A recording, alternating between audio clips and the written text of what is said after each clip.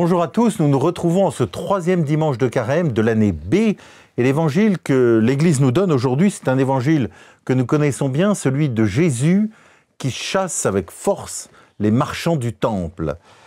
Alors Jésus exprime une sainte colère qui peut-être a pu surprendre ses contemporains et qui peut-être peut nous surprendre à nous aussi. Pourquoi Jésus agit-il avec une telle force, une telle colère contre ce qu'il perçoit à l'entrée du temple, qui est le grand lieu où son peuple venait rencontrer le Seigneur, parler à Dieu?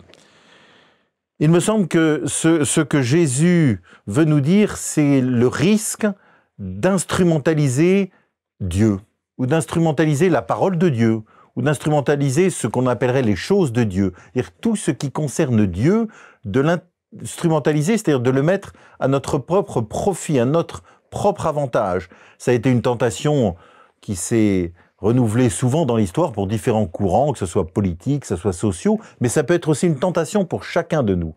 Et en ce temps de carême, en nous donnant ce texte, il me semble que l'Église nous invite à être attentifs, à ne pas utiliser Dieu pour notre propre compte, mais à vraiment ouvrir notre cœur avec confiance, avec amour, pour entrer dans une relation d'amitié avec Dieu, une relation qui doit toujours être purifiée d'une certaine façon, qui doit être ajustée toujours d'une relation d'amitié avec le Seigneur. À la fin de ce passage, elle répond à la question que ses contemporains lui posent. Quel signe peux-tu nous donner pour agir ainsi? Et Jésus répond, détruisez ce sanctuaire, en 3 jours je le relèverai.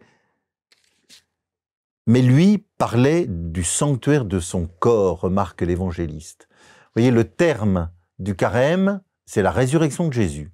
Le terme de l'histoire, c'est la résurrection de la chair, où nous ressusciterons avec notre propre corps et nous entrerons dans le mystère même de Dieu, et ce pour l'éternité. Et voyez, indépendamment de la sainte colère de Jésus vis-à-vis du lieu qui est utilisé par ses contemporains, Jésus nous rappelle la dignité de notre propre corps, le corps dont il est la tête, le corps qui est l'Église, mais aussi le corps qui ressuscitera au dernier temps, puisque un jour, telle est notre foi, il y aura la résurrection de la chair et nous participerons pour l'éternité à l'amour même de Dieu. Bon dimanche à chacun et bonne poursuite de carême.